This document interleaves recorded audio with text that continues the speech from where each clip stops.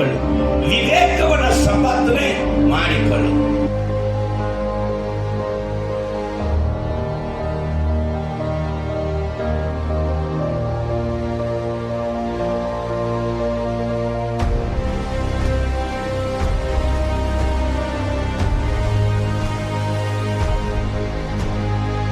ಮಗನಿಗೆ ಅರಣ್ಮನೆಯನ್ನ ಕೊಡುವುದಕ್ಕೆ ಮುಂಚೆ ಅವನ ತಂದೆಯಾಗಿ ಇರುವಂತ ದಾವೀದನು ಸೊಲೊಮೋನನಿಗೆ ಹೇಳ್ತಾನೆ, ಸೊಲೊಮೋನನೇ, ನೀನು ಯಾವುದನ್ನು ಸಂಪಾದನೆ ಮಾಡಕ್ಕೆ ಬಿಡುತ್ತೀಯೋ, ವಿವೇಕವು ಯಾವುದಂತ ಸಂಪಾದನೆ ಮಾಡು, ಬುದ್ಧಿ ಯಾವುದಂತ ಸಂಪಾದನೆ ಮಾಡಿ, ಜ್ಞಾನವನ್ನ ಸಂಪಾದನೆ ಮಾಡು ಮಗನಿಗೆ.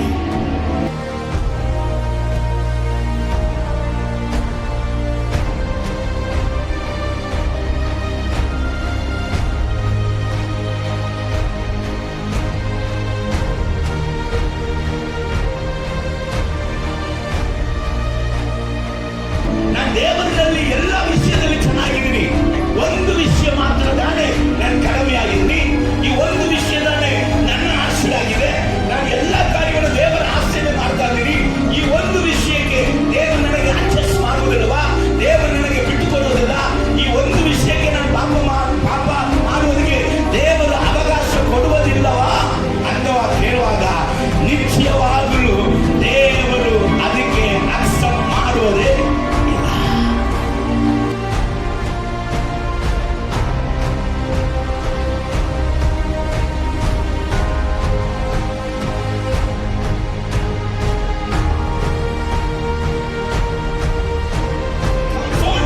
ಜೀವನ ದೇವರ ಕೈಯಲ್ಲಿ ಕೊಡುವಾಗ ಕೋಟೆ ಕೊತ್ತಲಗಳಿಂದ ಮಾಡ್ತಾನೆ.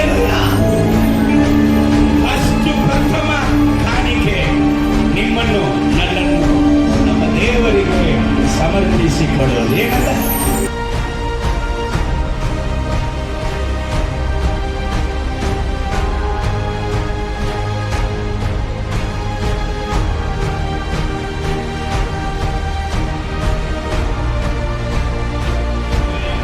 ಈ ದಿನದ ಸಂದೇಶಕ್ಕೆ ಆಧಾರವಾಗಿ ಇಬ್ರಿಯ ಪತ್ರಿಕೆ 11ನೇ ಅಧ್ಯಾಯ 4ನೇ ವಾಕ್ಯ ಓದುವನ್ನ ಗಮನಿಸಿ. ನಂಬಿಕೆಯಿಂದಲೇ ಹೇಬೇಲನು ಕಾಯಿನನ ಯಜ್ಞಕ್ಕಿಂತ ಶ್ರೇಷ್ಠವಾದ ಯಜ್ಞವನ್ನು ದೇವರಿಗೆ ಸಮರ್ಪಿಸಿದನು. ಅದರ ಮೂಲಕ ತಾನು ನೀತಿವಂತನೆಂದು ಸಾಕ್ಷಿ ಹೊಂದಿದನು. ದೇವರು ಅವನ ಕಾಣಿಕೆಯನ್ನು ಅಂಗೀಕಾರ ಮಾಡಿದ್ದೇ ಆ ಸಾಕ್ಷಿ. ಅವನು ಸತ್ತಿದ್ದರೂ ಅವನ ನಂಬಿಕೆಯ ಮೂಲಕ ಇನ್ನೂ ಮಾತಾಡುತ್ತಾನೆ. Amen, hallelujah. ಒಂದು ನೀತಿವಂತನ ಕಾಣಿಕೆ ಯಜ್ಞವನ್ನ ಕುರಿತಾಗಿ ಸತ್ಯವೇದ ನಮಗೆ ಹೇಳುತ್ತಾ ಇದೆ. ಹಲ್ಲೆಲೂಯಾ. ಒಂದು ನೀತಿವಂತನು ಏನ್ ಮಾಡಿದ? ಶ್ರೇಷ್ಠವಾದ ಯಜ್ಞವನ್ನ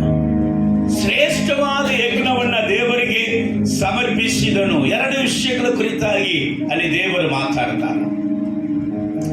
ಅವನು ಮೊದಲು ಶ್ರೇಷ್ಠವಾದ ಯಜ್ಞವನ್ನ ಸಮರ್ಪಿಸಿದ. ಎರಡನೇದಾಗಿ ದೇವರು ಹೇಳುತ್ತಾ ಇದ್ದಾರೆ, ಅದರ ನಿಮಿತ್ತ, ಆ ಯಜ್ಞಗಳ ನಿಮಿತ್ತ ಅವನು ನೀತಿವಂತನೆಂಬುದಾಗಿ ಸಾಕ್ಷಿ ಹೊಂದಿದ. ಆಮೇಲೆ ದೇವರು ಅವನ ಕಾಣಿಕೆಗಳನ್ನು ಅಂಗೀಕಾರ ಮಾಡಿದೆ ಆ ಸಾಕ್ಷಿ. ಏನನ್ನು? ಕಾಣಿಕೆಗಳನ್ನು. ಎರಡು ವಿಧವಾದ ಕಾಣಿಕೆಯನ್ನ ದೇವರಿಗೆ ಅವನು ಸಮರ್ಪಿಸಿದ. ಅವನ ಸಹೋದರನಾಗಿರುವಂತ ಕಾಯಿನಕ್ಕಿಂತ ಮೆಚ್ಚುಗೆಯಾಗಿರುವಂತ ಕಾಣಿಕೆಯನ್ನ ದೇವರಿಗೆ ಕೊಟ್ಟ. ಹಲ್ಲೆಲೂಯಾ. ಇವತ್ತು ನಾವು ಸಭೆಯಾಗಿ ಕೂಡಿ ಬಂದಿದ್ದೇವೆ, ಸಹೋದರರಾಗಿ ಸಹೋದರಿಯಾಗಿ ಕೂಡಿ ಬಂದಿದ್ದೇವೆ. ಆದರೆ ಇದರಲ್ಲಿ ಎಷ್ಟು ಜನ ದೇವರಿಗೆ ಮೆಚ್ಚುಗೆಯಾದ ಕಾಣಿಕೆಯನ್ನ ನಾವು ಕೊಡುತ್ತೇವೋ ದೇವರೇ ಸಾಕ್ಷಿ. ದೇವರ ಸಮ್ಮುಖಕ್ಕೆ ಬರ್ತಾ ಇದ್ದಾರೆ. ಸಹೋದರರಾಗಿ ಇಬ್ಬರು ಬಂದರು, ಇಬ್ಬರು ದೇವರಿಗೆ ಕಾಣಿಕೆಯನ್ನ ಸಮರ್ಪಿಸಿದರು. ಆದರೆ ದೇವರು ಒಂದು ವ್ಯಕ್ತಿಯ ಕಾಣಿಕೆಯನ್ನು ಮಾತ್ರ ಮೆಚ್ಚಿಸಿಕೊಂಡರು, ಒಂದು ವ್ಯಕ್ತಿಯ ಕಾಣಿಕೆ ಮಾತ್ರ ಅಂಗೀಕರಿಸಿಕೊಂಡರು. ಇದನ್ನ ಇನ್ನು ಕ್ಲಿಯರ್ ಆಗಿ ನಾವು ನೋಡುವಾಗ ಆದಿಕಾಂಡ 4ನೇ ಅಧ್ಯಾಯ 4ನೇ ವಾಕ್ಯ 5ನೇ ವಾಕ್ಯ ಓದಮ್ಮ. 4ನೇ ವಾಕ್ಯ 5ನೇ ವಾಕ್ಯ. ಹೇಬೇಲನು ಹಾಗೆಯೇ ತನ್ನ ಹಿಂಡಿನಿಂದ ಚೊಚ್ಚಲ ಕುರಿಗಳನ್ನು ಕಾಣಿಕೆಯಾಗಿ ತಂದು ಅವುಗಳ ಕೊಬ್ಬನ್ನು ಹೋಮ ಮಾಡಿದನು. ಯೆಹೋವನು ಹೇಬೇಲನನ್ನು ಅವನ ಕಾಣಿಕೆಯನ್ನು ಮೆಚ್ಚಿ ಕಾಯಿನನನ್ನು ಅವನ ಕಾಣಿಕೆಯನ್ನು ಮೆಚ್ಚ ಅಂಗೀಕರಿಸಿಕೊಂಡಿದ್ದು ಒಬ್ಬ ವ್ಯಕ್ತಿಯನ್ನ, ಆಮೇಲೆ ಆ ವ್ಯಕ್ತಿ ಕೊಡುವಂತ ಕಾಣಿಕೆಯನ್ನ. ಹಲ್ಲೆಲೂಯಾ. ಸೊ ಹೇಬೇಲನು ಏನ್ ಮಾಡಿದ? ಮೊದಲು ಅವನು ದೇವರಿಗೆ ಸಮರ್ಪಿಸಿದಂತ ಯಜ್ಞವು ಯಾವುದಂತ ಕೇಳುವಾಗ ತನ್ನನ್ನ ದೇವರಿಗೆ ಕಾಣಿಕೆಯಾಗಿ ಕೊಟ್ಟ. ಆಮೇಲೆ ಅವನು ದೇವರು ಮೆಚ್ಚುವಂತ ಕಾಣಿಕೆಯನ್ನ ಕೊಟ್ಟ. ಎರಡು ತುಂಬಾ ಮುಖ್ಯ. ತನ್ನನ್ನ ದೇವರಿಗೆ ಕೊಡುವವನು ತನ್ನ ಉದ್ದೇಶದಂತೆ ಒಂದು ಕಾರ್ಯವನ್ನ ದೇವರಿಗೆ ಮಾಡುವುದಲ್ಲ. ತನ್ನನ್ನ ದೇವರಿಗೆ ಕೊಟ್ಟವನು ದೇವರು ಮೆಚ್ಚುವಂತ ವಿಷಯಗಳ ಕುರಿತಾಗಿ ಗಮನ ಕೊಡುತ್ತಾನೆ. ಇಲ್ಲಿ ಗಮನಿಸಬೇಕು, ಹೇಬೇಲನ್ನು ಅವನ ಕಾಣಿಕೆಯನ್ನು ದೇವರು ಅಂಗೀಕರಿಸಿದರು, ಆದರೆ ಕಾಯಿನನ್ನು ಅವನ ಕಾಣಿಕೆಯನ್ನು ದೇವರು ಅಂಗೀಕರಿಸಿಲ್ಲ. ಯಾಕೆ ಅಂಗೀಕರಿಸಲಿಲ್ಲ ಕಾಯಿನನ್ನ ಎಂಬುದಾಗಿ ಕೇಳುವಾಗ, ಅವನು ಮೆಚ್ಚಿದಂಥದನ್ನ ದೇವರಿಗೆ ಕೊಟ್ಟಾನ ಹೊರತು ದೇವರಿಗೆ ಮೆಚ್ಚುಗೆಯಾಗಿರುವುದನ್ನ ಅವನು ಕೊಟ್ಟಿಲ್ಲ. ನಾವು ಮೆಚ್ಚುವಂಥದ್ದಲ್ಲ ದೇವರು ಅಂಗೀಕರಿಸಿಕೊಳ್ಳುವುದಿಲ್ಲ. ದೇವರು ಮೆಚ್ಚುವಂಥದನ್ನು ಮಾತ್ರ ದೇವರು ನಮ್ಮಿಂದ ಬಯಸುತ್ತಾರೆ. ಹಲ್ಲೆಲೂಯಾ. ಕರಗಳ ತಟ್ಟಿ ದೇವರಿಗೆ ಮಹಿಮೆ ಸಲ್ಲಿಸಿರಿ. ಸಭೆಗೆ ಚೆನ್ನಾಗಿ ತಿಳ್ಕೋಬೇಕು. ದೇವರಂತ ಬರುವಾಗ ದೇವರು ಮೆಚ್ಚುವುದನ್ನ ನಾವು ದೇವರಿಗೆ ಕೊಡಬೇಕು. ನಾವು ನಮಗೆ ಶ್ರೇಷ್ಠವಾಗಿ ಕಾಣುವುದನ್ನ ದೇವರಿಗೆ ಕೊಡಕ್ಕೆ ಆಗುವುದಿಲ್ಲ. ದೇವರು ಶ್ರೇಷ್ಠವಾಗಿ ಯಾವುದನ್ನು ಕಾಣುತ್ತಾ ಇದ್ದಾರೋ ಅದನ್ನ ಕೊಟ್ಟರೆ ಮಾತ್ರ ದೇವರು ಏನ್ ಮಾಡ್ತಾರೆ? ಅಂಗೀಕರಿಸಿ ಕೊಳ್ಳುತ್ತಾರೆ. ರೈಟ್. ಮೊದಲು ನಾವು ದೇವರಿಗೆ ಸಮರ್ಪಿಸುವಂತ ಯಜ್ಞವು ಎಂಥದ್ದು ಎಂಬುದಾಗಿ ಇಬ್ರಿಯ ಪತ್ರಿಕೆ 12ನೇ ಅಧ್ಯಾಯ 1ನೇ ವಾಕ್ಯವು ನಮಗೆ ಹೇಳುತ್ತದೆ. ಓದು ಮಗಳೇ, ಇಬ್ರಿಯ ಪತ್ರಿಕೆ 12:1. ಆದದರಿಂದ ಸಹೋದರರೇ ದೇವರ ಕನಿಕರವನ್ನು ನಿಮ್ಮ ನೆನಪಿಗೆ ತಂದು ನಿಮ್ಮನ್ನು ಬೇಡಿಕೊಳ್ಳುವುದು ಏನೆಂದರೆ ನೀವು ನಿಮ್ಮ ದೇಹಗಳನ್ನು ದೇವರಿಗೆ ಮೀಸಲಾಗಿಯೂ ಮೆಚ್ಚುಗೆಯಾಗಿರುವ ಸಜೀವ ಯಜ್ಞವಾಗಿ ಅರ್ಪಿಸಿರಿ. ಸಜೀವ ಯಜ್ಞವಾಗಿ ಮೊದಲು ನೀವು ನಿಮ್ಮನ್ನ ದೇವರಿಗೆ ಸಜೀವ ಯಜ್ಞವಾಗಿ ನೀವು ಸಮರ್ಪಿಸಬೇಕು. ಅದುವೇ ಇದೇ ನಿಮ್ಮ ವಿವೇಕಪೂರ್ವಕವಾದ ಆರಾಧನೆ. ವಾಕ್ಯ ಹೇಳ್ತದ, ಅಪ್ಪ ನೀನು ಏನ್ ಸಂಪಾದನೆ ಮಾಡ್ತೀಯೋ ಬಿಡ್ತೀಯೋ, ಬುದ್ಧಿಯನ್ನ ಸಂಪಾದನೆ ಮಾಡಿಕೊ, ಜ್ಞಾನವನ್ನ ಸಂಪಾದನೆ ಮಾಡಿಕೊಳ್ಳು, ವಿವೇಕವನ್ನ ಸಂಪಾದನೆ ಮಾಡಿಕೊಳ್ಳು. ದಾವೀದನು ತನ್ನ ಮಗನಿಗೆ, ಅವನ ಅರಸನಿಗೆ ಏನಾದ್ರೂ ಕೊರತೆ ಇರ್ತದ, ಅರಸನು ಅಲ್ಲಿ ಅವನ 12 ರಾಜ್ಯಕ್ಕೆ ಅರಸ. ಬಂಗಾರಗಳಂತೂ ಮನೆ ಮುಂದೆ ಉಸುಕಿನಂತೆ ಇದೆ, ಯಾವುದಕ್ಕೂ ಕೊರತೆ ಇಲ್ಲ. ಅರಣ್ಮನೆ ಮಗನಿಗೆ ಕಾದಿದೆ. ಈಗ ಮಗನಿಗೆ ಅರಣ್ಮನೆಯನ್ನ ಕೊಡುವುದಕ್ಕೆ ಮುಂಚೆ ಅವನ ತಂದೆಯಾಗಿ ಇರುವಂತ ದಾವೀದನು ಸೊಲೊಮೋನನಿಗೆ ಹೇಳ್ತಾನೆ, ಸೊಲೊಮೋನನೇ, ನೀನು ಯಾವುದನ್ನು ಸಂಪಾದನೆ ಮಾಡುತ್ತೀಯೋ ಬಿಡುತ್ತೀಯೋ, ವಿವೇಕವು ಯಾವುದಂತ ಸಂಪಾದನೆ ಮಾಡು, ಬುದ್ಧಿ ಯಾವುದಂತ ಸಂಪಾದನೆ ಮಾಡಿ, ಜ್ಞಾನವನ್ನ ಸಂಪಾದನೆ ಮಾಡು ಮಗನೇ. ಹಲ್ಲೆಲೂಯಾ. Praise the Lord. ಇದೆಲ್ಲ ಈ ಲೋಕದಲ್ಲಿ ಏನಾಗುತ್ತದೆ? ಸಿಕ್ಕುತ್ತದೆ. ಆದರೆ ವಿವೇಕವು, ಬುದ್ಧಿ, ಜ್ಞಾನ ದೇವರ ಬಳಿಯಿಂದ ಬರಬೇಕು. Hallelujah, hallelujah. ಆದ ಕಾರಣ ಯಾವುದಪ್ಪ ಮೊದಲನೇ ಬಳಿ, ಯಾವುದು ಮೊದಲನೆಯದಾಗಿ ನಾವು ದೇವರು ಅಂಗೀಕರಿಸಿಕೊಳ್ಳುವಂತ ಒಂದು ಪ್ರಥಮವಾದ ಶ್ರೇಷ್ಠವಾದ ಕಾಣಿಕೆ, ನಮ್ಮನ್ನ ದೇವರ ಚಿತ್ತಕ್ಕೆ ಸಮರ್ಪಿಸಿಕೊಡುವಂಥದ್ದು ಪ್ರಥಮವಾದ ಕಾಣಿಕೆ. ಹಲ್ಲೆಲೂಯಾ. ಯಾರನ್ನ ಸಮರ್ಪಿಸಿಕೊಡಬೇಕು? ನಿಮ್ಮಲ್ಲಿ ಪರಿಶುದ್ಧ ಜೀವ ಬಲಿಯಾಗಿ ನಿಮ್ಮ ಶರೀರಗಳನ್ನ ದೇವರಿಗೆ ಸಮರ್ಪಿಸಿಕೊಡುವಂಥದ್ದು. ಅದು ಬುದ್ಧಿ ಉಳ್ಳದಂತ, ವಿವೇಕ ಉಳ್ಳದಂತ ಆರಾಧನೆ. ಇಲ್ಲದಿದ್ದರೆ ದೇವರು ಮೆಚ್ಚುವಂತ ಆರಾಧನೆ ಮಾಡಬೇಕು, ದೇವರು ಮೆಚ್ಚದಂತ ಆರಾಧನೆ ಮಾಡಬೇಕು. ದೇವರು ಮೆಚ್ಚದಂತ ಆರಾಧನೆಯಲ್ಲಿ ದೇವರು ಇರುವುದಿಲ್ಲ. ದೇವರು ಮೆಚ್ಚದಂತ ಆರಾಧನೆಯಲ್ಲಿ ದೇವರು ಮೆಚ್ಚುವಂತ ಆರಾಧನೆಯಲ್ಲಿ ಮಾತ್ರ ದೇವರು ಇರುತ್ತಾನೆ. ಹಲ್ಲೆಲೂಯಾ. ಒಂದು ಸಭೆಯಲ್ಲಿ ದೇವರು ಮೆಚ್ಚುವಂತ ಆರಾಧನೆಯೇ ಇಲ್ಲದಿದ್ರೆ ಆ ಸಭೆ ಏನಕ್ಕೆ, ಆರಾಧನೆ ಏನಕ್ಕೆ? ಎಲ್ಲ ವ್ಯರ್ಥ. ಹಲ್ಲೆಲೂಯಾ. ದೇವರು ಮೆಚ್ಚುವಂತ ಆರಾಧನೆ ಮೊಟ್ಟ ಮೊದಲಾಗಿ ನಮ್ಮನ್ನ ದೇವರಿಗೆ ಪರಿಶುದ್ಧ, ದೇವರಿಗೆ ಮೆಚ್ಚುಗೆಯಾದ ಜೀವ ಬಲಿ ಯಾವುದು? ನಿನ್ನ ನನ್ನ ಶರೀರ. ಸಹೋದರ ಸಹೋದರಿ, ನಿನ್ನ ನನ್ನ ಶರೀರವು ಪರಿಶುದ್ಧ, ದೇವರು ವಾಸ ಮಾಡುವಂತ ಪವಿತ್ರ ಆಲಯವಾಗಿದೆ. ಈ ಆಲಯದಲ್ಲಿ ಪರಲೋಕದ ಅರಸನು ಅಗಮ್ಯವಾದ ಬೆಳಕಿನಲ್ಲಿ ವಾಸಿಸುವಂತ ಅಂತ ಪರಾಕ್ರಮಿಯಾದ ದೇವರು ಈ ಆಲಯದಲ್ಲಿ ಬಂದು ವಾಸಿಸುತ್ತಾ ತಿರುಗಾಡುವುದಕ್ಕೆ ದೇವರು ಬಯಸುತ್ತಾನೆ. ಹಲ್ಲೆಲೂಯಾ. ಫಸ್ಟ್ ಪ್ರಥಮವಾದ ಒಂದು ಕಾಣಿಕೆ ನಮ್ಮನ್ನ ದೇವರಿಗೆ ಸಮರ್ಪಿಸಿ ಕೊಡಬೇಕು. ಸೊ ನಮ್ಮನ್ನ ಯಾಕೆ ದೇವರಿಗೆ ಕೊಡಬೇಕು? ಯಾಕೆ ನಮ್ಮ ದೇವರ ಚಿತ್ತಕ್ಕೆ ನಮ್ಮನ್ನ ಸಮರ್ಪಿಸಿ ಕೊಡಬೇಕು ಅಂದ್ರೆ, ನಾವು ಆಶೀರ್ವಾದವಾಗಿ ಇರಬೇಕಂದ್ರೆ ನಮ್ಮನ್ನ ದೇವರಿಗೆ ಕೊಡಬೇಕು. ಹಲ್ಲೆಲೂಯಾ. ನಮ್ಮ ಬುದ್ಧಿ, ನಮ್ಮ ಆಲೋಚನೆ, ನಮ್ಮ ಜೀವನದಲ್ಲಿ ನಮ್ಮನ್ನ ಆಶೀರ್ವದಿಸುವುದಿಲ್ಲ. ನಮ್ಮ ಹೆಂಡತಿಯರನ್ನು ಆಶೀರ್ವದಿಸುವುದಿಲ್ಲ, ನಿಮ್ಮ ಗಂಡಂದಿರನ್ನು ಆಶೀರ್ವದಿಸುವುದಿಲ್ಲ, ನಿಮ್ಮ ಮಕ್ಕಳನ್ನು ಆಶೀರ್ವದಿಸುವುದಿಲ್ಲ. ಯಾವುದು? ನಮ್ಮ ಸ್ವಂತ ಬುದ್ಧಿ, ಸ್ವಂತ ಆಲೋಚನೆ ಯಾವತ್ತೂ ನಮ್ಮನ್ನ ಆಶೀರ್ವಾದ ಮಾಡುವುದಕ್ಕೆ ಸಾಧ್ಯವೇ ಇಲ್ಲ. ದೇವರ ಚಿತ್ತವೇ, ದೇವರ ತಿಟ್ಟವೇ, ದೇವರ ತೀರ್ಮಾನವೇ, ದೇವರ ಆಲೋಚನೆ ಮಾತ್ರ ನಮ್ಮನ್ನು ಆಶೀರ್ವದಿಸುವುದಕ್ಕೆ ಸಾಧ್ಯ. ನೋಡೋಣ, ಯೆರೆಮೀಯನ ಪ್ರವಾದನೆ ಪುಸ್ತಕ 36ನೇ ಅಧ್ಯಾಯ 33ರಿಂದ 36 ತನಕ ಓದಿ ತೋರಿಸಿದ್ರೆ ಬಹಳ ಟೈಮ್ ಆಗ್ಬಿಡ್ತದೆ. ನಾನು ಅದಕ್ಕೆ ಗಮನವಾಗಿ ಗಮನಿಸಿದಲ್ಲಿ ಹೋದ್ರಿ, ದೇವರು ಈಗ ಹೇಳುತ್ತಾನೆ. 33 ಮಾತ್ರ ಓದ್ ಮಗಳೇ. ಕರ್ತನಾದ ಯೆಹೋವನು ಇಂತೆನ್ನುತ್ತಾನೆ, ನಾನು ನಿಮ್ಮನ್ನು ನಿಮ್ಮ ಅಪರಾಧಗಳಿಂದೆಲ್ಲ ಶುದ್ಧಿ ಮಾಡುವ ದಿನದಲ್ಲಿ, ನಿಮ್ಮ ಅಪರಾಧಗಳಿಂದ ದೇವರು ಏನ್ ಮಾಡ್ತಾನೆ? ಶುದ್ಧಿ ಮಾಡುತ್ತಾನೆ. ಗಮನಿಸಿದ್ರೆ ಯಾರು ಕೂಡ ಪರಿಶುದ್ಧರಿಲ್ಲ, ಯಾರು ಕೂಡ ನೀತಿವಂತರಿಲ್ಲ. ದಾವೀದ ಎಂಬುದಾದ ಭಕ್ತನು 1ನೇ ಅಧ್ಯಾಯದಲ್ಲಿ ನೀವು ಓದಿ ನೋಡಿರಬಹುದು. ಆ ದೇವರ ವಾಕ್ಯದ ಮೇಲೆ ಎಷ್ಟೋ ಪ್ರೀತಿನಿ ಇಟ್ಟು ಅದನ್ನು ಹಗಲಿರುಳು ಧ್ಯಾನಿಸುವ ಧನ್ಯನಂತ ಬರ್ದಾನ.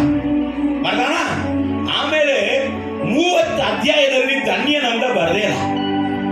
32ನೇ ಅಧ್ಯಾಯದಲ್ಲಿ ಧನ್ಯನೆಂದ ತಿರುಗಾ ಸ್ಟಾರ್ಟ್ ಮಾಡ್ತಾನೆ. ಕೇಳಿಸ್ತಾ ಇದ್ದೀರಾ? 1ನೇ ಅಧ್ಯಾಯದಿಂದ ಕೀರ್ತನೆ 1ನೇ ಅಧ್ಯಾಯದಲ್ಲಿ ಧನ್ಯರು ಎಂಬುದಾಗಿ ಬರಲ್ಲ.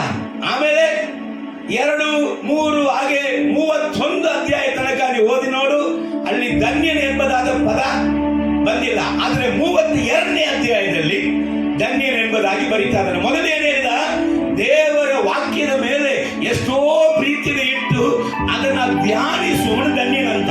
ಯಾಕೆಂದ್ರೆ ಅವನು ಏನ್ ಬರ್ದಾನಂದ್ರೆ, ನನ್ನ ತಾಯಿನ ಹೊಟ್ಟೆಯಲ್ಲಿ ನಾನು ರೂಪಿಸಲ್ಪಡುವುದಕ್ಕೆ ಮುಂಚೆಯೇ, ನನಗೆ ರೂಪವು ನಾನು ಹೊಂದಿಕೊಳ್ಳುವುದಕ್ಕೆ ಮುಂಚೆಯೇ, ನನಗೆ ಮಾಂಸವು ಮೂಳೆಯು ನರಗಳು ಬರುವುದಕ್ಕೆ ಮುಂಚೆಯೇ ದೇವರೇ ನನ್ನನ್ನು ನಿನ್ನ ಕಣ್ಣುಗಳು ಕಂಡದಂತಾನೆ. ಗೊತ್ತವನಿಗೆ ತಾಯಿನ ಹೊಟ್ಟೆಯಲ್ಲಿ ರೂಪಿಸಲ್ಪಡುವುದಕ್ಕೆ ಮುಂಚೆಯೇ ನಿನ್ನ ಕಣ್ಣುಗಳು ನನ್ನನ್ನು ಕಂಡದು. ಎರಡನೇದಾಗಿ ಅವ್ನು ಬರೀತಾ ಇದ್ದಾನೆ, ದೇವರೇ ನಾನು ತಾಯಿನ ಹೊಟ್ಟೆಯಿಂದ ಹೊರಗೆ ಬರುವಾಗಲೇ ನಿನ್ನ ಆಧಾರದಲ್ಲಿಯೇ ಹೊರಗೆ ಬಂದಿನಿ, ನಿನಗಾಗಿ ಹೊರಗೆ ಬಂದಿನಿ, ನಿನ್ನ ಚಿತ್ತವನ್ನು ನೆರವೇರಿಸುವುದಕ್ಕಾಗಿಯೇ ಹೊರಗೆ ಬಂದಿನಿ ಎಂಬುದಾಗಿ ಹೇಳ್ತಾ ಇದ್ದಾನೆ. ದೇವರ ವಾಕ್ಯ ಗೊತ್ತು.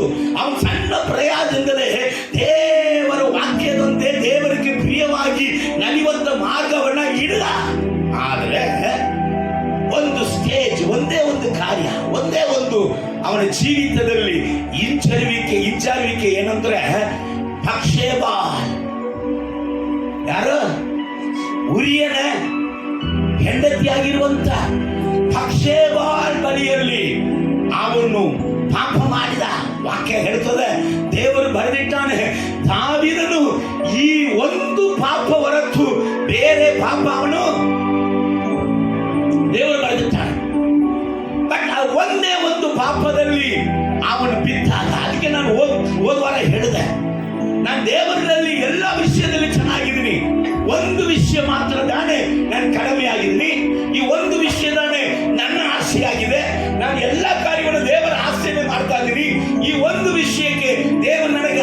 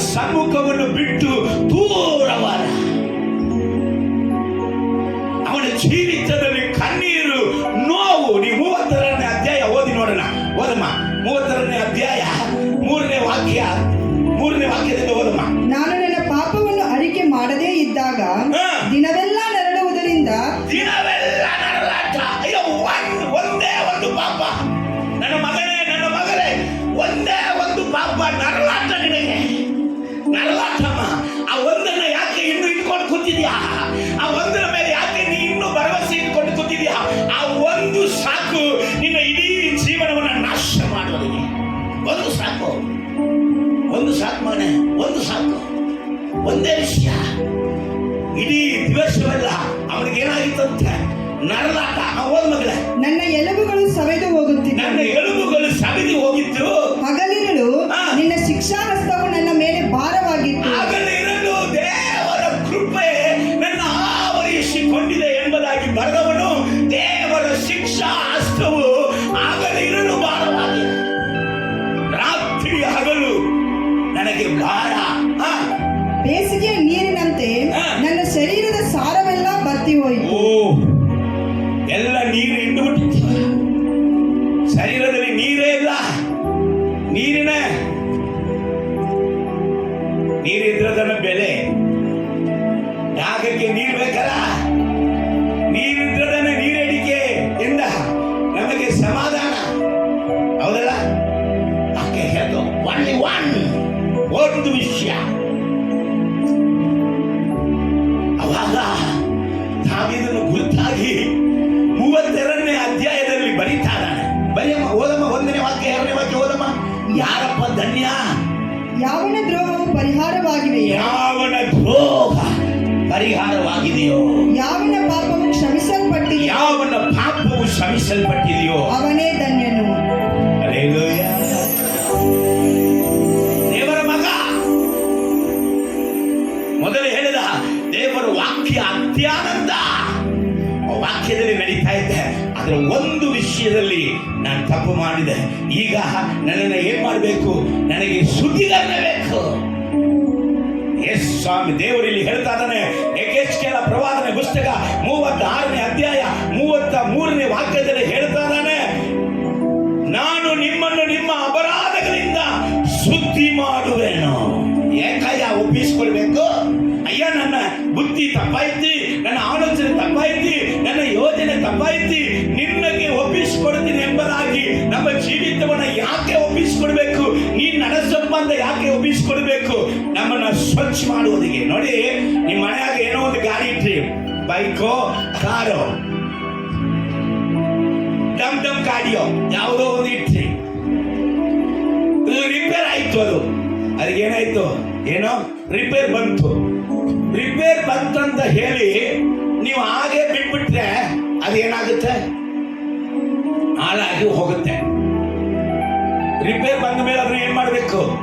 ವರ್ಕ್ಶಾಪ್ಗೆ ಕರ್ಕೊಂಡು ಹೋಗಿ ರಿಪೇರ್ ಮಾಡಲೇ ಬೇಕು. ಅದೇಲೋ ಕರ್ತನೆ ಹೇಳ್ತಾ ಇದ್ದಾನೆ, ನನ್ನ ಚಿತ್ತಕ್ಕೆ ನಿನ್ನ ಒಪ್ಪಿಸಿಕೊಡು, ನಾನು ನಿನ್ನ ರಿಪೇರ್ ಮಾಡುತ್ತೇನೆ. ನಾನು ನಿನ್ನನ್ನು ಸ್ವಚ್ಛ ಮಾಡುತ್ತೇನೆ. ನಿನ್ನ ಅಪರಾಧಗಳನ್ನ ನಾನೇನ್ ಮಾಡ್ತೇನೆ? ನಿನ್ನ ಅಪರಾಧಗಳಿಂದ ನಿನ್ನನ್ನ ಶುದ್ಧಿ ಮಾಡುವಂತ ದಿನದಲ್ಲಿ ಅಲ್ಲಿ ನೀವು ಕೆಳಗೆ ಓದ್ತಾ ಬರ್ಬೋದು. ನಿವಾಸಿಗಳು ಇಲ್ಲದಂತ ಪಟ್ಟಣವು ನಿವಾಸಿಗಳಿಂದ ತುಂಬುತ್ತದಂತೆ, ಹಾಳು ಬಿದ್ದಂತ ಕಟ್ಟಡಗಳು ಮತ್ತೆ ಏರುತ್ತದಂತೆ, ಕಾಡಿನ ಭೂಮಿಯಂತೆ ಇರುವಂತ ಭೂಮಿಯು ಅದು ಉಳುಮೆಯ ಭೂಮಿಯಾಗಿ ಬದಲಾಗುತ್ತಂತೆ, ಅಲ್ಲಿ ಹಾಳಾಗಿದ್ದಂತ ದೇಶವು ಏನೇನು ತೋಟದ ಹಾಗೆ ಬದಲಾಗುತ್ತದಂತೆ, ಹಾಳಾಗಿದ್ದಂತ ಎಲ್ಲ ಓದ್ರಮ್ಮ 35:6 ಮಾತ್ರ ಓದಿ ಮುಗಿಸೋಣ. ಕಾಡಾಗಿದ್ದ ಈ ದೇಶವು, ಕಾಡಾಗಿದ್ದಂತ ದೇಶವು ಏದೇನ್ ಉದ್ಯಾನದಂತೆ ಕಳಕಳಿಸುತ್ತದೆ. ಸಾರ್, ನಿಮ್ಮ ಜೀವನ ಕಾಡಾಗಿದ್ಯಾ? ದೇವರಿಗೆ ಒಪ್ಪಿಸಿಕೊಡುವಾಗ ಅದು ಏದೇನು ತೋಟದಾಗಿ ಬದಲಾಗುತ್ತದೆ.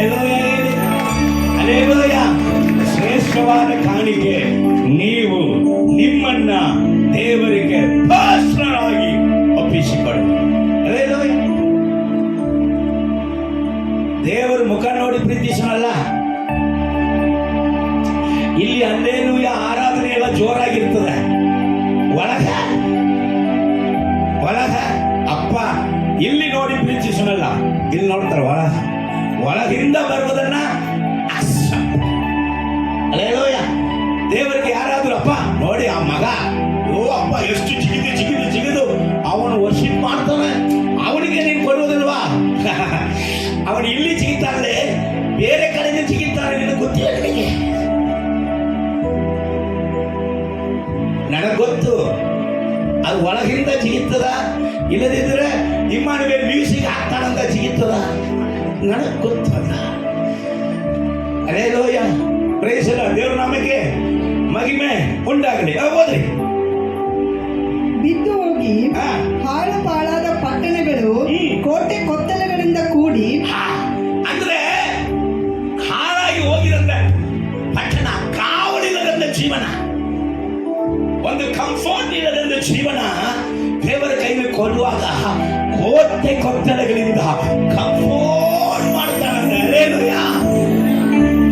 ಫಸ್ಟ್ ಪ್ರಥಮ ಕಾಣಿಕೆ ನಿಮ್ಮನ್ನು ನನ್ನನ್ನು ನಮ್ಮ ದೇವರಿಗೆ ಸಮರ್ಪಿಸಿಕೊಡೋದು. ಏನಂತ? ನಿನ್ನ ಚಿತ್ತಪ್ಪ, ನನ್ನ ಚಿತ್ತ ಅಲ್ಲ, ನಿನ್ನ ಚಿತ್ತ. ಹಲ್ಲೆಲೂಯ. ನಮ್ಮನ್ನು ಒಪ್ಪಿಸಿಕೊಡುವಾಗ ಆತನು ಎಂತ ಆಶೀರ್ವಾದ ಕೊಟ್ಟ, ಕಾಡಾಗಿರುವಂತ ನೆಲ, ನೀರಿಲ್ಲ, ಏನಿಲ್ಲ, ಇದರಲ್ಲಿ ಯಾವ ಬೆಳೆಯೂ ಬೆಳೆಯುವುದಿಲ್ಲ. ಕರ್ತನು ಹೇಳ್ತಾ ಇದ್ದಾನೆ, ಆಗಿದ್ದಂತ ನಿನ್ನನ್ನ ಉಳುಮೆಯ ಭೂಮಿಯಾಗಿ ನಾನು ಬದಲಾಯಿಸುತ್ತೇನೆ. ಹಲ್ಲೆಲೂಯ. ಯಾರು ಕೇಳಕ್ಕೆ ರೆಡಿ ಇಲ್ಲ, ಯಾರು ನೋಡಕ್ಕೆ ರೆಡಿ ಇಲ್ಲ, ಯಾರು ವಿಚಾರಿಸಲಿಕ್ಕೆ ರೆಡಿ ಇಲ್ಲ, ನೀನು ನನ್ನ ಬಳಿಯಲ್ಲಿ ನಿನ್ನನ್ನು ಒಪ್ಪಿಸಿಕೊಡು ಮಗನೇ. ನಿನ್ನನ್ನ ಕೋಟೆ ಗೊಂದಲಗಳು ಉಳ್ಳದಂತ ಪಟ್ಟಣವಾಗಿ ನಾನು ಬದಲಾಯಿಸುತ್ತೇನೆ. ಸಾಧಾರಣವಾದದನ್ನ ಸುಂದರವಾದ ಏದೇನು ತೋಟವಾಗಿ ನಾನು ಬದಲಾಯಿಸುತ್ತೇನೆ. ಹಲ್ಲೆಲೂಯ. ಸರಿ, ಯಾರಯ್ಯ ದೇವರಿಗೆ ಒಪ್ಪಿಸಿಕೊಡ್ತಾರೆ? ಎಲ್ಲರೂ ಒಪ್ಪಿಸಿಕೊಡ್ತಾರೋ? ಇಲ್ಲದಿದ್ರೆ ದೇವರಿಗೆ ಇಂಥವರೇ ಒಪ್ಪಿಸಿಕೊಡ್ತಾರೋ? ಅದನ್ನ ನಾವು ನೋಡಿ ಮುಂದೋಗಲಿಕ್ಕಿದ್ದೇವೆ. ಯಾರು ದೇವರಿಗೆ ಒಪ್ಪಿಸಿಕೊಡ್ತಾರೆ? ಕೀರ್ತನೆ 112:1 ಹೇಳ್ತದೆ, ಯಾವನು ಯೆಹೋವನಲ್ಲಿ ಭಯಭಕ್ತಿ ಉಳ್ಳವನಾಗಿ ಆತನ ಆಜ್ಞೆಗಳಲ್ಲಿ ಅತ್ಯಾನಂದ ಪಡುವನೋ ಅವನೇ ಧನ್ಯನು. ಯಾರು ಒಪ್ಪಿಸಿಕೊಡ್ತಾನೆ? ದೇವರಲ್ಲಿ ಭಯಭಕ್ತಿ ಉಳ್ಳವರಿಗೆ. ಇವತ್ತು ಚರ್ಚ್ ಬೇಕು, ಕ್ರೈಸ್ತನಂತ ಹೆಸರು ಬೇಕು, ಎಲ್ಲ ಆಕ್ಟಿವಿಟೀಸ್ ಬೇಕು, ಆದ್ರೆ ಏನ್ ಬೇಡ? ಈಗ ಆಜ್ಞೆ ಬೇಡ, ರೂಲ್ಸ್ ರೆಗ್ಯುಲೇಷನ್ ಬೇಡ, ಪಾಲಿಸಕ್ಕೆ ಆಗುವುದಿಲ್ಲ. ಅನೇಕರಿಗೆ ಆಜ್ಞೆ ಅಂದ್ರೆ ಅಲರ್ಜಿ, ಆಜ್ಞೆ ಅವರಿಗೆ ಬೇಡ ಆಗಿದೆ. ಆದ್ರೆ ವಾಕ್ಯ ಹೇಳುತ್ತದೆ, ಯಾರು ದೇವರಿಗೆ ಒಪ್ಪಿಸಿಕೊಡುವನು? ದೇವರಲ್ಲಿ ಭಯಭಕ್ತಿ ಉಳ್ಳದಂತಹ ಮನುಷ್ಯನು ದೇವರ ಆಜ್ಞೆಯಲ್ಲಿ ಅತ್ಯಾನಂದ ಪಡುತ್ತಾನೆ. ಹಲ್ಲೆಲೂಯ. ಅನೇಕರಿಗೆ ಶಾಲೆ ಹೋಗೋದಕ್ಕೆ ಇಷ್ಟ ಅಂತ, ಎಕ್ಸಾಮ್ ಬರೆಯೋದಕ್ಕೆ ಕಷ್ಟ ಅಂತ. ಮತ್ತೆ ಯಾಕೆ ಹೋಗ್ಬೇಕು ನೀನು ಶಾಲೆಗೆ? ಶಾಲೆಗೆ ಹೋಗೋದಕ್ಕೆ ಇಷ್ಟ, ಎಕ್ಸಾಮ್ ಬರೆಯೋದಕ್ಕೆ ಕಷ್ಟ. ಎಕ್ಸಾಮ್ ಇಲ್ಲದೆ ಶಾಲೆ ಉಂಟಾ? ಎಕ್ಸಾಮ್ ಇಲ್ಲದೆ ಪಾಸ್ ಉಂಟಾ? ಪರೀಕ್ಷೆ ಬೇಕು. ಪೌಲ ಅಪೊಸ್ತಲನು ಹೇಳ್ತಾನೆ, ಅಯ್ಯೋ ನನ್ನ ಸಭೆಯ ವಿಶ್ವಾಸಿಗಳೇ, ನೀವು ಪರೀಕ್ಷೆಗೆ ನಿಲ್ಲದವರು. ನಿಮ್ಮನ್ನ ಹೇಳ್ತಲ್ಲ, ಪೌಲ ಅಪೊಸ್ತಲನು ಪಾಪ ಅವನ ಸಭೆಗೆ ಹೇಳ್ತಾರ, ಅವ್ರು ಹಂಗಿದ್ರೆ ಏನೋ ಗೊತ್ತಿಲ್ಲ. ಪರೀಕ್ಷೆಗೆ ನೀವು ನಿಲ್ಲದವರು, ನೀವು ಯಾರಾಗಿ ಆಗ್ಬೇಕಂತೆ? ಪರೀಕ್ಷೆಗೆ ನಿಲ್ಲುವವರಾಗಿ ಆಗಬೇಕು. ಆಜ್ಞೆ ಯಾವುದು ನಿನ್ನನ್ನ ಧನ್ಯನಾಗಿ ಮಾಡುತ್ತದೆ? ದೇವರ ಆಜ್ಞೆ ಮೇಲೆ ಅತ್ಯಾನಂದ ಪಡುವವನು. ಕೀರ್ತನೆ 128:1 ಹೇಳುತ್ತದೆ, ಯೆಹೋವನಲ್ಲಿ ಭಯಭಕ್ತಿ ಉಳ್ಳವನಾಗಿ ಆತನ ಮಾರ್ಗಗಳಲ್ಲಿ ನಡೆಯುವವನು ಧನ್ಯನು. ಎಷ್ಟು ಧನ್ಯ ಬೇಕು ನಿನಗೆ? ನಾನು ಧನ್ಯನಾಗಿ ಹೇಳ್ತಾ ಬರ್ತಾ ಇದ್ದೀನಿ, ಗಮನಿಸ್ರಿ. ಆತನ ಮಾರ್ಗದಲ್ಲಿ ಯಾರು ನಡೆಯುತ್ತಾರೆ? ದೇವರಲ್ಲಿ ಭಯ ಇದ್ರೆ. ಅಯ್ಯ, ದೇವರಲ್ಲಿ ಭಯ ಉಳ್ಳದಂತ ವ್ಯಕ್ತಿಯನ್ನ ದೇವರು ದೂತನ ತಂದಿಳಿಸಿ, ಒಂದು ದೂತನು 1,70,000 ಸೈತಾನನ ಕೊಲೆ ಮಾಡುವವರಿಗೆ ಅವನಿಗೆ ಶಕ್ತಿ ಇದೆ. ಆದ್ರೆ ವಾಕ್ಯ ಹೇಳ್ತದೆ, ದೂತನ ತಂದಿಳಿಸಿ ನಿನ್ನನ್ನ ಕಾಯುತ್ತಾರೆ. ಯಾವಾಗ? ಯೆಹೋವನಲ್ಲಿ ಭಯಭಕ್ತಿ ಇರುವಾಗ. ಯೆಹೋವನಿಗೆ ದೇವರಲ್ಲಿ ಭಯಭಕ್ತಿ ಉಳ್ಳವರನ್ನ ದೇವರು ದೃಷ್ಟಿ ಇಟ್ಟು ನೋಡುತ್ತಾನೆ. ಇನ್ನು ಏನ್ ಕೊಡಲಿ, ಇನ್ನು ಹೇಗೆ ತೃಪ್ತಿಪಡಿಸಲಿ, ಇನ್ನು ಇವನನ್ನು ಹೇಗೆ ಅಭಿವೃದ್ಧಿಪಡಿಸಲಿ, ಇನ್ನು ಹೇಗೆ ಇವನನ್ನು ಆಶೀರ್ವದಿಸಲಿ. ದೇವರಲ್ಲಿ ಭಯಭಕ್ತಿ ಉಳ್ಳವನಿಗೆ, ದೇವರ ಭಯಭಕ್ತಿ ಉಳ್ಳವನು ಈ ಭೂಮಿಯನ್ನು ಆಳುತ್ತಾನಂತೆ. ಹಲ್ಲೆಲೂಯ. Praise the Lord. ಅಧಿಕಾರಿಗಳು ಆಳ್ತಾ ಇಲ್ಲ ಭೂಮಿಯನ್ನ. ದೇವರಲ್ಲಿ ಭಯಭಕ್ತಿ ಉಳ್ಳವನು ಭೂಮಿಯನ್ನ ಆಳುವುದಕ್ಕೆ ಸಾಧ್ಯ ಎಂಬುದಾಗಿ ಸತ್ಯವೇದ ನಮಗೆ ಹೇಳಿಕೊಡ್ತಾರೆ. ಇನ್ನು ನೋಡೋಣ, ಹೆಣ್ಣು ಮಕ್ಕಳಿಗೆ ಬರ್ತೀನಿ. ಯಾವತ್ತಿಗಲು 31:30 ಹೇಳ್ತದೆ, ಸೌಂದರ್ಯವು ಮೆಚ್ಚತಕ್ಕದಲ್ಲ, ಲಾವಣ್ಯವು ನೆಲೆಯಲ್ಲ, ಯೆಹೋವನಲ್ಲಿ ಭಯಭಕ್ತಿ ಉಳ್ಳವರೇ ಸ್ತೋತ್ರಕ್ಕೆ ಪಾತ್ರರು. Hallelujah, praise the Lord. ಕೆಲವೊಂದು ಮಕ್ಕಳು ನೋಡಿದ್ರ, ಒಂದೇ ಒಂದು ಕೂದಲು ಇಳಿದು ಕರ್ಲಿಂಗ್ ಮಾಡಿ ಬಿಟ್ಟಿರ್ತಾರೆ. ಇವು ನಿಮ್ಮನ್ನ ಧನ್ಯರಾಗಿ ಮಾಡೋದಿಲ್ಲ. Hallelujah, praise the Lord. ಲಿಪ್ಸ್ಟಿಕ್ಗೆ ಎಲ್ಲರೂ ಕೆಂಪುನೇ ಕಲರ್ ಹಾಕಿದ್ರು, ಕೆಂಪು ಬಣ್ಣ. ಈಗ ಒಂದು ಕರಿ ಬಣ್ಣ ಹಾಕ್ತಾರೆ, ಯಾಕೆ ಗೊತ್ತಾಗ್ತಾರೆ? ನಾನು ನಿನ್ನೆ ಒಂದು ಹುಡುಗಿ ನೋಡ್ಬಿಟ್ಟೆ, ಎದಕ್ಕೆ ಬಂದ್ರು, ಈಗ ಯಾಕೆ ಕರಿ ಬಣ್ಣ ಹಾಕಿದವು? ಅಯ್ಯೋ ಪಾಪ, ಮನೆಯಾಗ ಕೂತ್ಕೊಂಡು ಸಿಗರೇಟ್ ಸೇರಿಸ್ತಾರೆ, ಇವಾಗ ಗೊತ್ತಿಲ್ಲ. ಕೆಂಪು ಹಾಕಿದ್ರೆ ಕರಿ ಹೊರಗೆ ಬರ್ತಕ್ಕಂಥ, ಅದಕ್ಕೆ ಕರಿ ಬಣ್ಣ ಹಾಕಿದವೆ ಗೊತ್ತಿಲ್ಲ, ನನಗೆ ಗೊತ್ತಿಲ್ಲಪ್ಪ.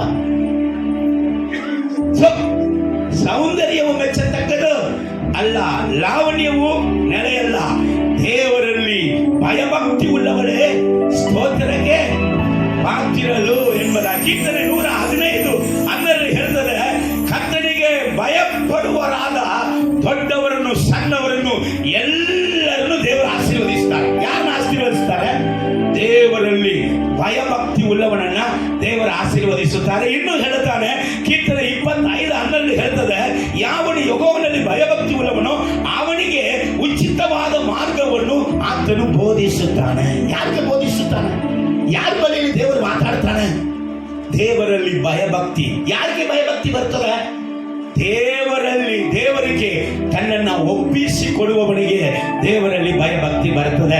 ದೇವರಲ್ಲಿ ಭಯಭಕ್ತಿ ಇರುವವನು ಕಂಪಲ್ಸರಿ ಹೇಳ್ತಾನೆ, ಅಪ್ಪ ಇದು ನಿನಗೆ ಇಷ್ಟ ಇಲ್ಲ, ಇದು ನಿನಗೆ ಇಷ್ಟ ಇಲ್ಲ, ನನ್ನ ಹೃದಯದಲ್ಲಿ ಅದು ಕಾಡಿಸ್ತಾ ಇದೆ, ನನ್ನ ಮೈಂಡಲ್ಲಿ ಅದು ಪ್ರಯತ್ನಿಸ್ತಾ ಇದೆ, ನಿನಗೆ ಇಷ್ಟ ಇಲ್ಲದಂತ ಯಾವುದು ನನಗೆ ಬರಬಾರ್ದಪ್ಪ, ನಿನಗೆ ಇಷ್ಟ ಇಲ್ಲದಂತ ಆಶೀರ್ವಾದ ಕೊಡ. ನಾನು ದೇವರ ಹತ್ರ ಪ್ರಾರ್ಥನೆ ಮಾಡಿದೆ, ಅಪ್ಪ ನಿನಗೆ ಇಷ್ಟ ಇಲ್ಲದಂತ ಕಾಣಿಕೆ ಕೊಡ, ನನ್ನ ಬಳಿಯಲ್ಲಿ ಬರಬಾರದು, ನಿನಗೆ ಇಷ್ಟ ಇಲ್ಲದಂತ ಯಾವ ಸೌಲಭ್ಯ ನನಗೆ ಬೇಡ, ನೀನೇ ಅಂಗೀಕರಿಸಿಕೊಂಡಿರಂದ್ರೆ ನನಗೆ ಯಾಕೆ ಅದು?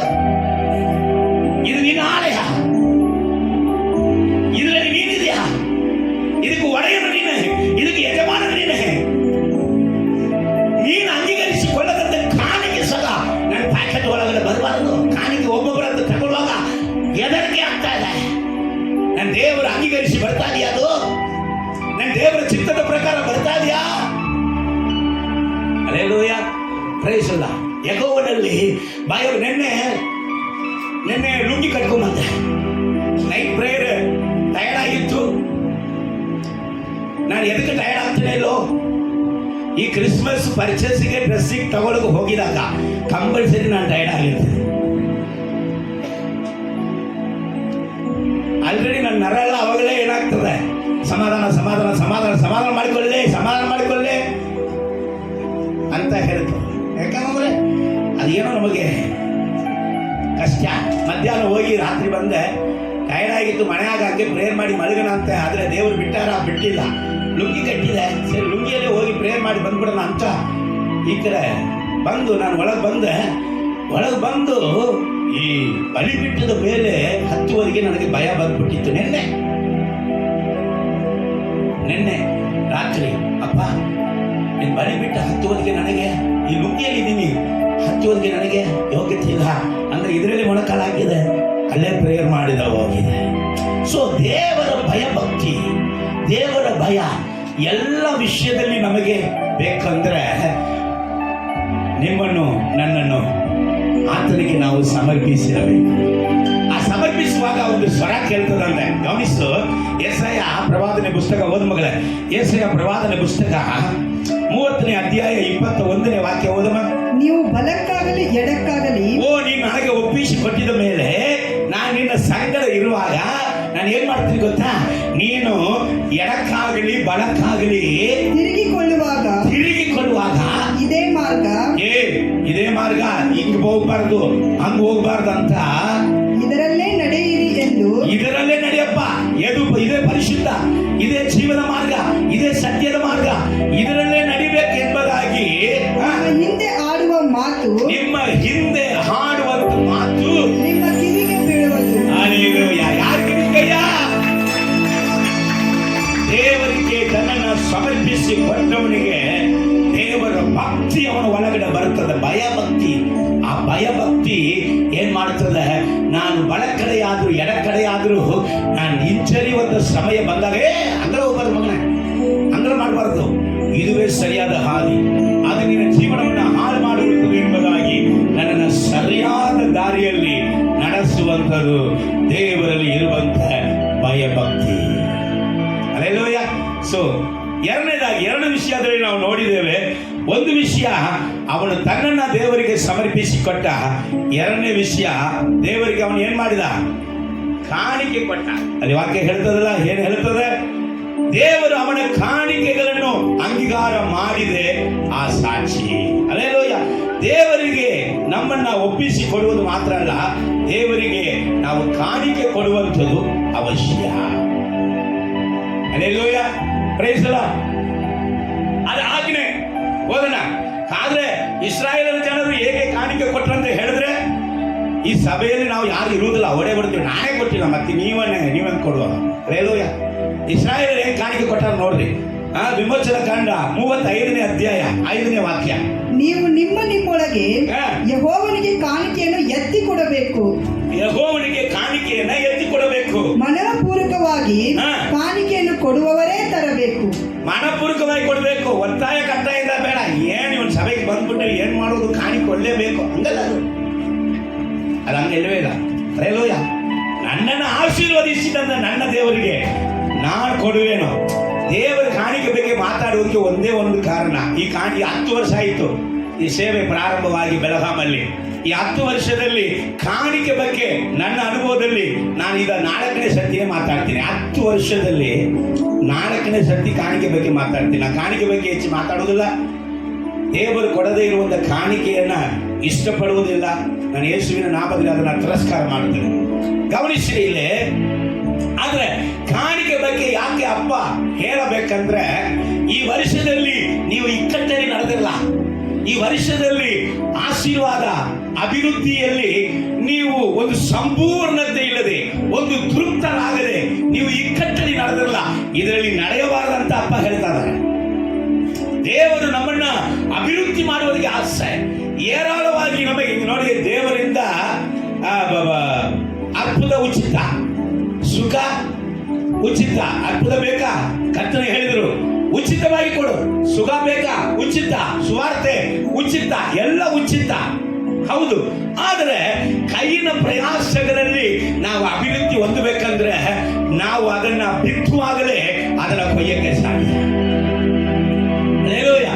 ದೇವರಿಗಾಗಿ ಬಿತ್ತದಿದ್ರೆ ನಾವು ದೇವರಲ್ಲಿ ಅದನ್ನ ಕೊಯ್ಯುವುದಕ್ಕೆ ಸಾಧ್ಯ ಇಲ್ಲ. ಅದು ಆಜ್ಞೆ. ಅಪ್ಪ ಆಜ್ಞೆಯಾಗಿದ್ದಾನೆ. ನಿಮ್ಮಲ್ಲಿ ನಿಮ್ಮ ಒಳಗೆ ಯೆಹೋವನಿಗೆ ಕಾಣಿಕೆಗಳನ್ನ ಎತ್ತಿ ಕೊಡಬೇಕು. ಮನಪೂರ್ವಕವಾಗಿ ಕಾಣಿಕೆಯನ್ನು ಕೊಡುವವರೇ ಅದನ್ನ ತರಬೇಕು. ಯೆಹೋವನಿಗೆ ತರಬೇಕಾದ ಆ ಕಾಣಿಕೆಯು ಎಂತೆಂದಾಗಿರಬೇಕೆಂದರೆ ಚಿನ್ನ. ಮುಗೀತು. ಏನ್ ಕೊಡ್ಬೇಕಂತ? ಚಿನ್ನ ಕೊಟ್ಬಿಡ್ತೀರಾ? ನಮಗೆ ಇಲ್ಲ, ನಾವೇ ಸರಿ ಕೊಟ್ರೆ ಕೊಡಬೇಡ. ನಾನು ಹೇಳ್ತೀನಿ, ಅವ್ರು ಕೊಟ್ಟಂತ ಕಾಣಿಕೆ ಹೇಳ್ತೀನಿ. ಇಸ್ರಾಯೇಲಿ ಜನ ಪಾಪ ಕಾಡಲ್ಲಿ ಅವರು ನಡ್ಕೊಂಡ್ ಬಂದ್ರು ಕೂಡ ಅವರಿಗೆ ದೇವರು ಜಾಸ್ತಿ ಏನ್ ಕೊಟ್ಟಾರೆ? ಚಿನ್ನ, ಬೆಳ್ಳಿ, ತಾಮ್ರ. ಓಕೆ, ತಾಮ್ರ ಬೇಕಾದ್ ಕೊಡ್ತೀನಿ. ಏನೋ ನಮ್ಮ ಅಜ್ಜಿ ನಮ್ಮ ಅಜ್ಜ ಅವಾಗ ಮದುವೆಗೆ ಏನೋ ಕೊಟ್ಟಾರೆ, ಒಂದು ಅಂಡ ಗುಂಡ ತಗೊಂಬಂದು ಕೊಟ್ಕೊಂಡೆ. ಕಾಣಿಕೆ ವಿಷಯ ಬರುವಾಗ ಮನಪೂರ್ವಕವಾಗಿ ದೇವರಿಗೆ ಕೊಡಬೇಕು. ನೀವು ಕೆಳಗೆ ಅರಣ್ಯಕಾಂಡ ನಾವು ಓದಿ ತೋರಿಸಕ್ಕೆ ಟೈಮ್ ಇಲ್ಲ. ಅರಣ್ಯಕಾಂಡ ಇದೇ ವಿಮೋಚನೆ ಕಾಂಡ 35 ಓದಮ್ಮ. 35ನೇ ಅಧ್ಯಾಯದಲ್ಲಿ 22ನೇ ವಾಕ್ಯ ಓದಮ್ಮ. ಸಿದ್ಧಚಿತ್ತರಾದ ಗಂಡಸರು ಹೆಂಗಸರು ಬಂದು ಯೆಹೋವನಿಗೆ ಚಿನ್ನದ ಕಾಣಿಕೆಗಳನ್ನು, ಅಂದರೆ ಕಡಗ. ಈಗ ನಮ್ಮ ಹೆಣ್ಮಕ್ಕಳಿಗೆ ಚಿನ್ನ ಜಾಸ್ತಿ ಆದ್ರೆ ಮನೆಯಾಗ ಇಟ್ಕೊಳ್ಳೋದು ಭಯ.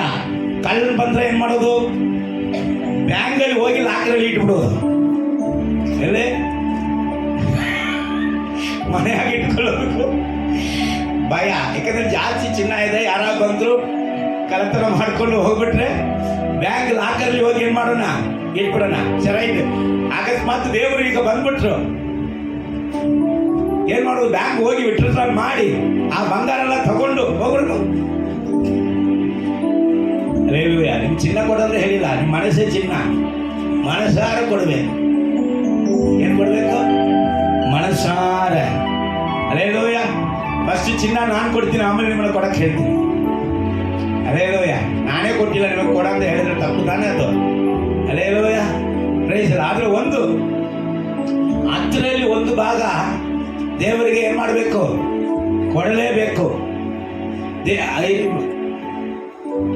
ನಿನಗೆ ಒಂದೇ ಗಾಡಿ ಇದೆ, 2 ಗಾಡಿ ಆಗ್ಬೇಕಂದ್ರೆ ನೀ 10ರಲ್ಲಿ 1 ಭಾಗ ತೆಗೆದಿಡ್ಬೇಕು. ಇಲ್ಲದಿದ್ರೆ ಅದನ್ನ ಕಳ್ತನ ಮಾಡ್ತೀರಂತ ಅರ್ಥ. ವಾಕ್ಯ ಏನ್ ಹೇಳ್ತದ? ಮಗನೇ, ಈ ವಿಷಯದಲ್ಲಿ ನೀನು ಕಳ್ಳನಾಗಿದ್ಯಾ, ನಿನ್ ಮೇಲೆ ನಾನು ತಪ್ಪೋರಿಸ್ಬೇಕು. 10ರಲ್ಲಿ 1 ಭಾಗ, ಕೆಲವರು 10ರಲ್ಲಿ 1 ಭಾಗ ತೆಗೆದಿಟ್ಟು ಅದನ್ನ 10 ಕಡೆ ಕೊಡ್ತಾರೆ. ಸೊ ನಾನು ಹಂಗಲ್ಲ, ನಾನು 10ರಲ್ಲಿ 1 ಭಾಗ ದೇವರಿಗೆ ತೆಗೆದಿಟ್ಟು ಅದಕ್ಕಿಂತ ಹೆಚ್ಚಾಗಿ ದೇವರಿಗೆ ನಾನು ಕೊಡ್ತೀನಿ. ಆದ ಕಾರಣ ನನ್ನ ಸಭೆ ನೀವು ಕೊಡೋ ಅಂತ ಹೇಳೋದಕ್ಕೆ ತಪ್ಪಿಲ್ಲ, ಯಾಕೆಂದ್ರೆ ನಾನು ಅದನ್ನ ಮಾಡ್ತಾ ಇದ್ದೀನಿ. ಅಲ್ಲೆಲ್ಲೋಯ್ಯ, ಪ್ರೈಸ್ ಅಲ್ಲ. ಒಂದು ಪಾಸ್ಟರ್, ಒಂದು ಸೇವಕನು, ನಾನೇ, ಅದು ಫುಲ್ ಟೈಮ್ ಸೇವಕನು, ನಾನೇ ಕೊಡ್ಬೇಕ, ನಾನು ಕಂಪಲ್ಸರಿ ಕೊಡಲೇಬೇಕು. ಅಲ್ಲೆಲ್ಲೋಯ್ಯ, ಪ್ರೈಸ್ ಅಲ್ಲ. ದೇವರ ಸಮ್ಮುಖದಲ್ಲಿ ಎಲ್ಲರಿಗೆ ವಿಧಿಗಳು ಒಂದೇ. ವಿಧಿಯನ್ನು ನಾವು ಏನ್ ಮಾಡಬೇಕು? ಪಾಲಿಸಲೇಬೇಕು. ಅಲ್ಲೆಲ್ಲೋಯ್ಯ. ಅಕಸ್ಮಾತ್ ಈ ವರ್ಷ ತನಕ ಹೋಯಿತು, 24 ತನಕ ಹೋಯಿತು, 24 ಡಿಸೆಂಬರಲ್ಲಿ ನಿರ್ಣಯ ಮಾಡು. 10 ರೂಪಾಯಿ ಕೊಟ್ಟರೆ 1 ರೂಪಾಯಿ ನಿಂದಲ್ಲ, 1 ರೂಪಾಯಿ ನಿಂದು ಅಲ್ಲ. ಅದರಿಂದಲೇ ನಿಮ್ಮ ಜೀವಿತದಲ್ಲಿ ಆಶೀರ್ವಾದಗಳು ಸುಮಾರು ತಡೆ. ಇಲ್ಲಿ 1 ರೂಪಾಯಿ ಕೊಡೋದಿಲ್ಲ, ಮತ್ತೆ ಹಾಸ್ಪಿಟಲ್ ಹೋಗಿ 10 ರೂಪಾಯಿ ಕೊಡ್ಬೇಕಾಗ್ತದೆ.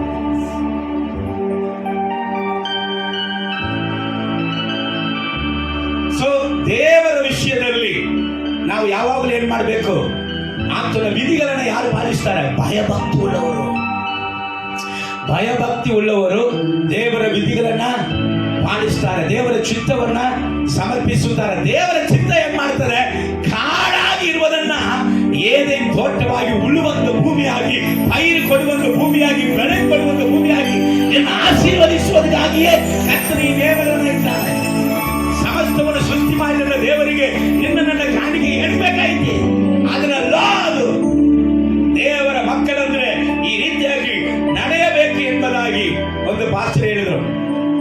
ಸತ್ಯವಾಗಿ ನಮ್ಮ ಸಭೆಯಲ್ಲಿ ಹಂಗಿಲ್ಲ, ನೀವೇನು ಬೇಜಾರು ಮಾಡ್ಕೋಬೇಡ. ಒಂದು ಪಾಸ್ಟರ್ ಹೇಳಿದ್ರು, ಅವ್ರ ಸಭೆಯಲ್ಲಿ ಹಂಗಿತ್ತು ಅಂತ. ಒಂದು ಪಾಸ್ಟರ್ ಹೇಳಿದ್ರು,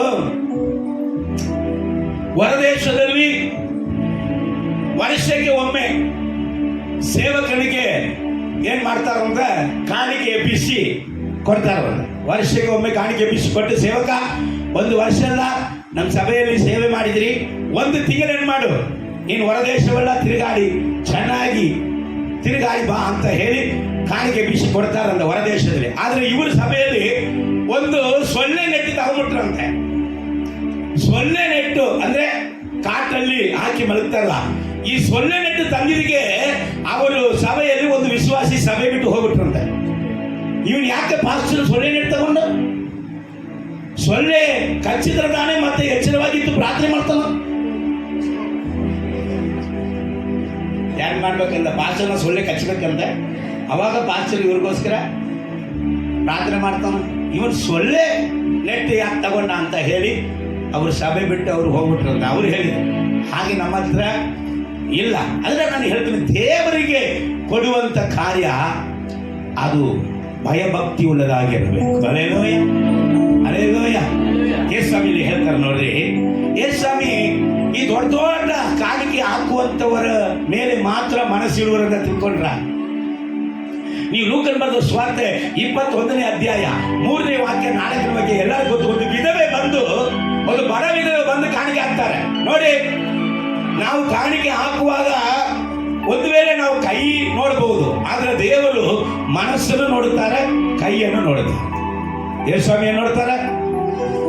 ಯೇಸ್ವಾಮಿ ಕಾಣಿಕೆ ನೋಡಲ್ಲ ಅಂತ ಹೇಳಿದ್ರೆ, ಲೂಕನ ಬರೆದ ಸುವಾರ್ತೆ 4ನೇ ಅಧ್ಯಾಯ ಓದಿ ಏನ್ ಮಾಡ್ರಿ? ಎಷ್ಟನೇ ಅಧ್ಯಾಯಮ್ಮ? ಲೂಕನ ಸುವಾರ್ತೆ 21ನೇ ಅಧ್ಯಾಯ 3-4 ವಾಕ್ಯಗಳನ್ನ ಓದಿ ನೋಡ್ರಿ. ಕಾಣಿಕೆ ಆ ಪೆಟ್ಟಿಯಲ್ಲಿ ಇರುವಾಗ ದೇವರು ನಿಂತಿದ್ದಾರೆ. ಯಾರ್ಯಾರು ಹೆಂಗೆ ಕಾಣಿಕೆ ಮಾಡ್ತಾರೆ, ಮನಸ್ಸನ್ನು ನೋಡ್ತಾರೆ, ಕೈಯನ್ನು ದೇವರು ನೋಡ್ತಾರೆ. ನೋಡಿ ಕತ್ತಲೆ ಹೇಳ್ತಾ ಇದ್ದಾನೆ, ಎಲ್ಲರಿಗಿಂತ ಈ ಬಡವಿದವೆ ಹೆಚ್ಚು ಹಾಕಿದ್ದಾಳೆ. ಏಕೆಂದ್ರೆ ಅವರೆಲ್ಲರೂ ತಮಗೆ ಸಾಕಾಗಿ ಮಿಕ್ಕಿದರಲ್ಲಿ ಕಾಣಿಕೆ ಕೊಟ್ಟರು, ಈಕೆಯು ತನ್ನ ಬಡತನದಲ್ಲಿಯೂ ತನಗಿಂತ ಜೀವನವೆಲ್ಲ ಕೊಟ್ಟು ಬಿಟ್ಟರು ಎಂಬ ಕತ್ತಲೆ ಏನ್ ಮಾಡ್ತಾನೆ, ಹೃದಯ ನೋಡ್ತಾನೆ. ಇವರೆಲ್ಲ ತನಗೆ ಸಾಕಾಗಿ, ನಾನು ನೋಡ್ತೀನಿ ಎಲ್ಲ ಸುಮಾರು ವಿಶ್ವಾಸಿಗೆ ನಾನು ಕೇಳಿದ್ದೀನಿ, ಅವ್ರು ಮಾತಾಡಿ ಕೇಳಿದ್ದೀನಿ. ಅವ್ರೇನಂತಾರೆ, ಯೇಸು ಸ್ವಾಮಿ ನಮಗೆ, ನಾವು ಹೆಂಗೋ ದರಿದ್ರದಲ್ಲಿ ಧೂಳಲ್ಲಿ ಇದ್ದವರು, ಯೇಸು ಸ್ವಾಮಿ ಏನ್ ಮಾಡಿದ್ರು, ನನ್ನನ್ನ ಈಗ ಮೇಲಕ್ಕೆ ಎತ್ತಿ ಇಷ್ಟು ಸುಂದರವಾದ ಆಶೀರ್ವಾದಗಳನ್ನ ದೇವರು ಕೊಟ್ಟರು, ಕೆಲಸ ಕೊಟ್ಟರು, ಬಿಸ್ನೆಸ್ ಕೊಟ್ಟರು, ಗಾಡಿ ಕೊಟ್ಟರು, ಮನೆ ಕೊಟ್ಟರು. ಆಯ್ತು, ನನಗೂ ಆ ಪ್ರಶ್ನೆ ಕಾಣ್ತಾ ಇದೆ. ನಾನು ಅದರಲ್ಲಿ ಕೊರತೆ ಉಳ್ಳವನಾಗಿದ್ದೇನೆ. ನಿಮ್ಮನ್ನು ಕೂಡ ಅದನ್ನ ಕೇಳ್ತೀನಿ. ನನಗೆ ಕೇಳುವಂತ ಒಂದು ಕಾರ್ಯ, ದೇವರ ದಾನ ಎಲ್ಲ ಕೊಟ್ಟರು, ಅದನ್ನ ಅನುಭವಿಸುವುದಕ್ಕೆ ದೇವರ ದಾನ ನಮಗೆ ಪ್ರಾಣವು ಕೊಟ್ಟರು. ಹಾಗಾದರೆ ದೇವರು ನಮಗೆ ಕೊಟ್ಟಿರೋದಲ್ಲಿ ನಮಗೂ ನಮ್ಮ ಮಕ್ಕಳಿಗೂ ನಾವು ಖರ್ಚು ಮಾಡ್ತೀವಲ್ಲ, ನಮಗೂ ನಮ್ಮ ಮಕ್ಕಳಿಗೂ ಖರ್ಚು ಮಾಡುವಷ್ಟು ಯಾವತ್ತಾದ್ರೂ ದೇವರು ಕೊಟ್ಟಿದೀವ? ಯಾರಾದ್ರೂ ಹೇಗೆ ಸದ್ಯ ನಾನು ಕೊಟ್ಟಿಲ್ಲ ಅಂತ ಪುಣ್ಯವಾನ ಯಾರಾದ್ರೂ ಇದ್ದೀರಾ? ದೇವರೇ ಕೊಟ್ಟರು, ದೇವರೇ ಬದುಕಿಸಿದ್ರು. ದೇವರ 10 ಮನೆ ಕೊಟ್ಟರು ಸಾಕಾಗುದಿಲ್ಲ. ಸರಿ ಆಯ್ತು, ಎಷ್ಟು ಮನೆ ದೇವರಿಗೆ? ದೇವರು ಕೊಟ್ಟಿರೋದ್ರಲ್ಲಿ ದೇವರಿಗಾಗಿ ನಾನು ದೇವರಿಂದ ಆಶೀರ್ವಾದ ಹೊಂದಿದ ವ್ಯಕ್ತಿ, ಇದೆಲ್ಲ ಹೆಮ್ಮೆಯಾಗಿ ಮಾತಾಡ್ತೇವೆ. ನಾನು ದೇವರಿಗೆ ಇಷ್ಟು ಕೊಟ್ಟೆ. ಕೋಲ್ಗೇಟ್ ಕಂಪನಿಯವನು, ಇವತ್ತು ಕೋಲ್ಗೇಟ್ ಟೂತ್ ಪೇಸ್ಟ್ ಇದೆಯಲ್ಲ, ಕೋಲ್ಗೇಟ್ ಕಂಪನಿಯವನು 9 ಭಾಗ ದೇವರಿಗೆ ಕೊಡ್ತಾ ಇದ್ದಾನೆ. 1 ಭಾಗ ಮಾತ್ರ ಅವನು ತಗೊಳ್ತಾನೆ.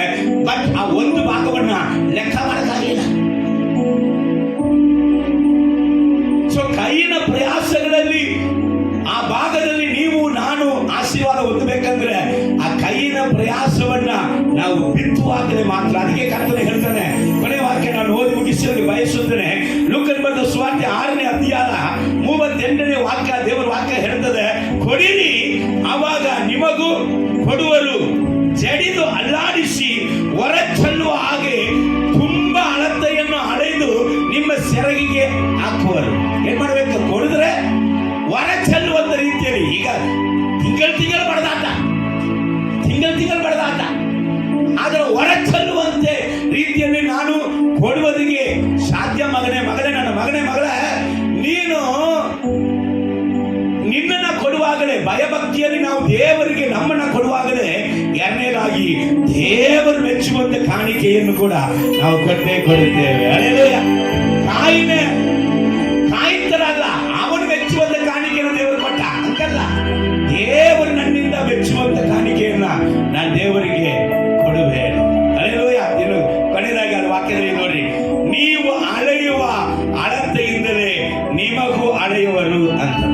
ನೀವೆಷ್ಟು ಕೊಡ್ತೀರೋ ಅದನ್ನ ದೇವರ ಆಶೀರ್ವಾದ ಮಾಡಿ ಅದಕ್ಕೆ ತಕ್ಕಂತೆ ನಿಮಗೆ ಏನ್ ಮಾಡ್ತಾನೆ, ಕೊಡ್ತಾನೆ. ಅಂದ್ರೆ ಒಂದು, ನಮ್ಮನ್ನ ನಾವು ದೇವರಿಗೆ ಕೊಡದೆ ಇರುವಂತ ಕಾಣಿಕೆ ದೇವರಿಗೆ ಅಸಹ್ಯ.